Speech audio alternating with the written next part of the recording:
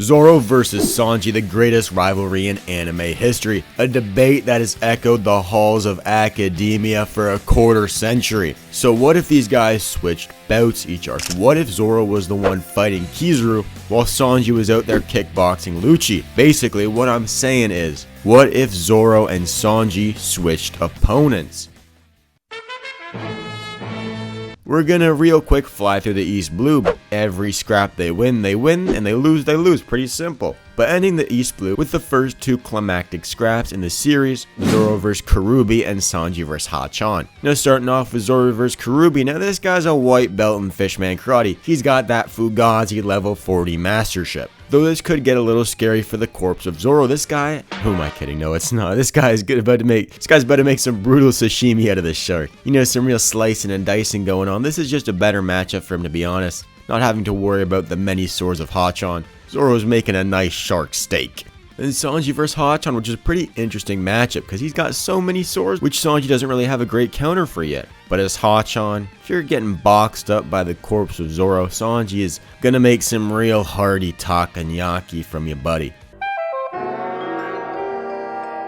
Now for a little scrap, we have Sanji vs 100 Fodders. Fortunately, we got some lovely and strong woman for him to go against. Though, due to his super ego, this guy is only gonna incapacitate about half of them. Following that, we have Luffy vs Sanji, which is interesting. I think it's a pretty correct take here to say that up until this arc, and possibly all the way to Skypeia, Zoro and Luffy were pretty relative. But can we say the same for Sanji and Luffy? Based on this little official One Piece chart, Zoro and Luffy were equal, but Sanji was certainly no straggler, being pretty close to the big dogs. So I don't know if this is going to be a hot take, but I think that Sanji and Luffy could scrap for a bit, a similar length to the Zoro fight. Obviously, if we're doing a true barn burner, throwing down the gloves and just swinging in the pocket, Luffy's gonna win. But look at this kick right here. You're telling me Sanji can't do that but better. Plus, we know even characters who aren't on the same tier of power in One Piece are able to be relative for a little bit, like Law vs Blackbeard. I do think Sanji could at least hold his own against this Luffy for a little bit, buddy. Then we get to the big climactic arc of early One Piece, the legendary Alabasta, where we get a true showcase. Zoro vs Mr. Tsu and Sanji vs Mr. Juan. Now let's just start off with Mr. Tsu. Les Buddy's been out there getting a little touchy-feely with Tashigi. Not too worried about Buddy in this scenario. I mean, Zoro's got a lot more progressive views on equality, if you know what I'm saying, buddy. He may not be full-on equal rights, equal fights like Luffy, but I don't think he would be sweating if he had to box up Nami like that, I'm not gonna lie. So we got Zoro brutally equality diffing Mr. 2. The Sanji vs Mr. 1 is a lot different. I'm not gonna lie, this is a nightmare matchup for Sanji. Like, this is just a tough out, even for Luffy, just matchup wise. Zoro had to BS some made up hockey nonsense to beat this dude, though I think there is a strategy for Sanji here. Because we know Buddy has a lot more of a brain than Marimo. Sanji can't really work the roundhouse here because he'll just be farming shin splints, so we're gonna have to find a different attack here. One that he hasn't really utilized much in One Piece, the legendary cheap kick and a spinning back kick to the body. I mean, we're resorting to this, it's not looking too good, buddy. Sanji, I'm sorry, man. And to be honest, this is just a matchup thing, like, yeah, Luffy beats an L and yeah, Mr. 1 beats Sanji, but to me, just because you win the fight doesn't make you the stronger fighter. So for this one, I unfortunately have to give the L to Mr. Sanji on this one. Next up on the breakdown, we have the most underrated arc in One Piece, Skypeia, one that you rarely ever seen mentioned and power scaling outside of Enel, but there were some pretty solid scraps in the mock survival game. So first up on the list, we have Sanji vs Braham, and now here's the thing about Braham, buddy. Who is this guy? I do not have an inkling about him whatsoever, brother.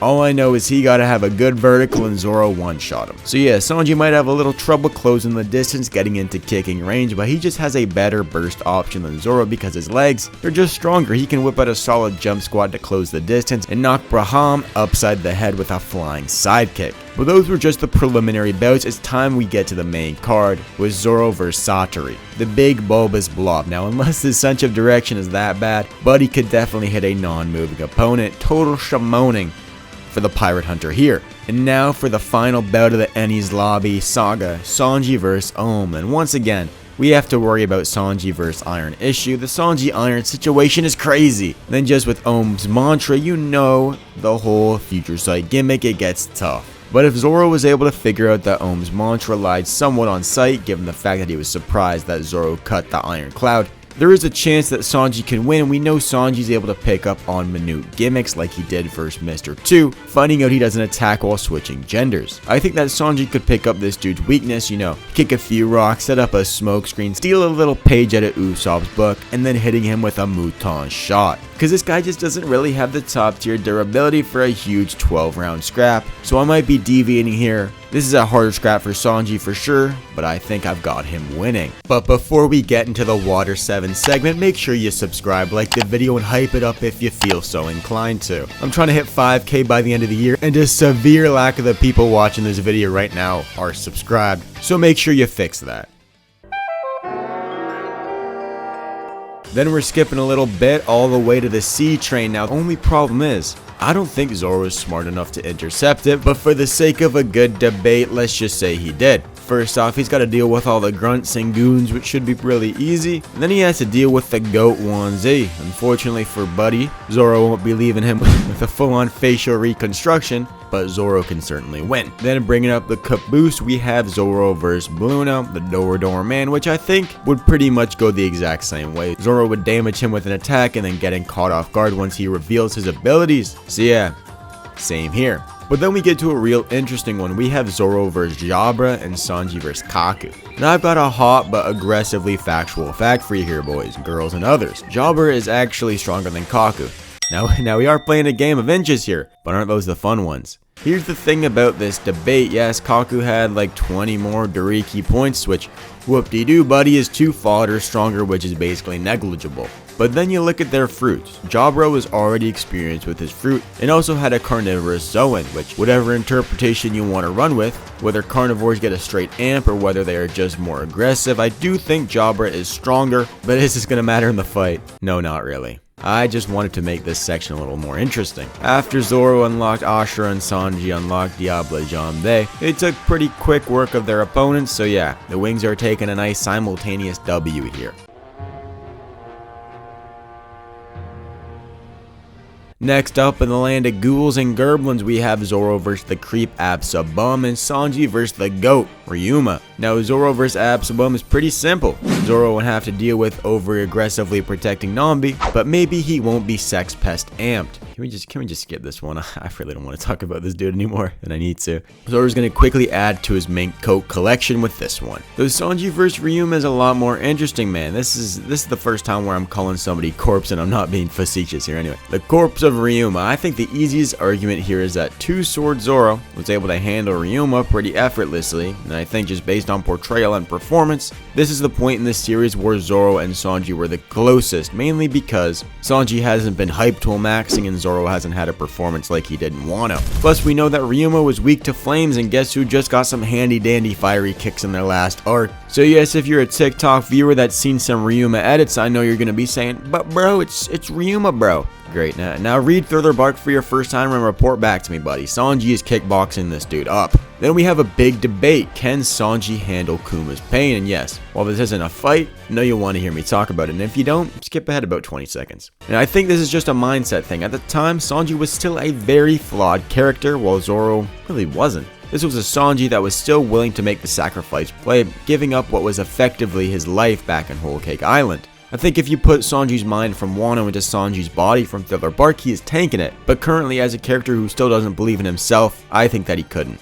But this is also just completely arbitrary. If Oda said that Gaimon had the will to tank, then Gaimon would have the will to tank. So this really isn't scalable. I'm just giving my opinion. And then we get to the Fishman Island arc, which is a stinker of a discussion. Yes, they beat all the fodders even if they switched. I didn't need to tell you that, did I? But how about a real conversation? Could Sanji have handled Hody like Zoro did while Sanji was up, with the mermaids going all Watsuki over Shirahoshi? Anyway, the answer to that question is yes. Without these steroids, I know Hody doesn't even have the peepers to pick up on Sanji, but he is getting blitzed in his natural habitat, looking like an absolute clown. And we get to Dressrosa, or more specifically the Dressrosa saga. Then we get to another Sanji woman moment. Unfortunately, buddy, Monet has 2 X chromosomes, so he can't win. And we know based on Zhao, Sanji is quite partial to the furry friends, so yeah, because of his oath, Sanji can't cook the snowbird. Though Zoro vs Virgo is a lot more interesting, we know at this point in the story Zoro was basically just trolling, arguably up until Wano. This guy was just twiddling his thumbs and jobbing it up whenever it came to the climactic scraps. Though we know a Zoro that was still slacking was able to take a pretty much equal member of the Don Quixote pirates out in Pika, so I think he could do the same to Virgo. Plus, Sanji was able to pretty much fight Virgo to a prolonged draw with an implication he would eventually had lost, Ace Jinbei style. But Zoro is just quite a bit stronger than Sanji is at this point in the story and doesn't really have the AP issues that Sanji has, so I got Zoro giving this guy a brutal case of shin splints. After we hit Dressrosa, which has one of the biggest cases for Sanji slander I've seen. I mean, people are acting like this dude in Big 2025 is still getting packed up by the high-pitched Pika. Sanji vs Pika, probably one of the more popular topics when it comes to breaking down opponent swap. And for good reason. Sanji clearly doesn't have the DC that Zoro does, but Zoro wasn't taking Pika seriously. So does that compensate for the difference in attack output or not? And quite frankly, I think it's a little disingenuous to act like Sanji couldn't at least kick up a small mountain if he needed to. We saw pre-time skip Luffy destroy Arlong Park. I can't even comprehend how many degrees or magnitudes we have got to since then. But Sanji doesn't have the slicing ability. Fair enough, I'll bend the knee, but you know what he does have? The ability to fly and the ability to locate Pika using observation hockey. Think about it, buddy. If Sanji is gonna hear Pika's voice and think to himself, man, that sounds like a lovely lady, I gotta go find her. Find his real body, find out it's a dude, get arousal amped, and then absolutely slam a body kick into this guy's full armament body. Is this guy doing blackface? And I know in the last section I mentioned that Sanji was going pretty much even with Virgo, but obviously he had a buff. At the time that Zoro fought Pika, he arguably had 2 island buffs because he was set sail on his way to Zhao. Additionally, it's just a better matchup.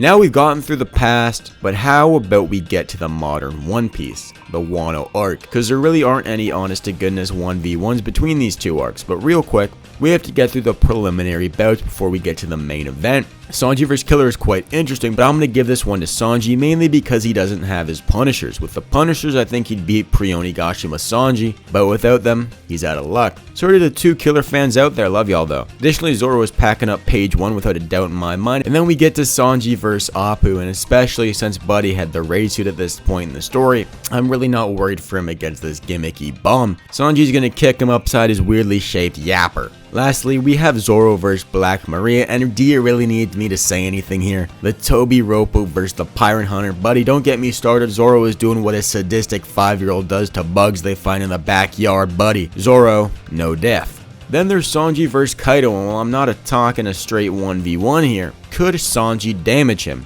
At the exact moment Zoro did, no. I don't think that his flames are hot enough yet, though we do know that flames can damage him as we saw Kaido hitting a little reversey on his blast breath.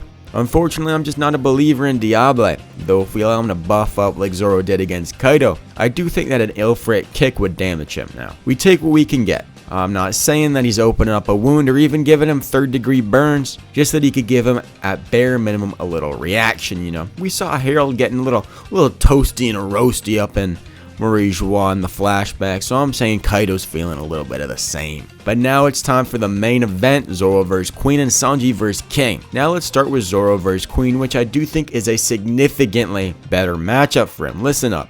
You are giving Zoro a big target, you are gonna make Buddy look like Picasso. We saw what he was doing to Pika, though now he has the King of Hell Edgelord Tryhard nickname. There are not that many characters that can take an ACOG attack like that, and I think we can both agree that Queen is not one of those guys, so we got Zoro going full insurrection and taking down the Queen. Though I know this one is the one that a lot of y'all have been waiting for. What is going on if Sanji was to scrap with King? And honestly, with the power of hindsight, I think it's pretty simple. We know, as stated by Zoro, that the Seraphim have the same durability as King, and we know that Zoro was thinking Kaku could at least have somewhat of a competitive boxing fight with them. Do you want to know what Sanji was able to do? He at least got some valuable knockback and got the big bear sweating from a raw heat strike. Plus, we know Sanji is just more of a tactician than Zoro, likely being able to figure out King's gimmick before Zoro did. It's also important to remember that this isn't a fight in a vacuum. He can win in a similar way that he did versus Queen, via ring out. And honestly, I think this is way more likely. Sanji delivering some concussive blows to King and ultimately spiking him to the land, lava, or water below. This guy is just so fast, especially when we are looking at his Wano opponents. This guy perception blitzed Queen, who clearly had relative perception to King. So while he may not be able to fully chop up King like Zoro did, he would be able to hit a couple of wombos on Buddy, spiking him to the lands below.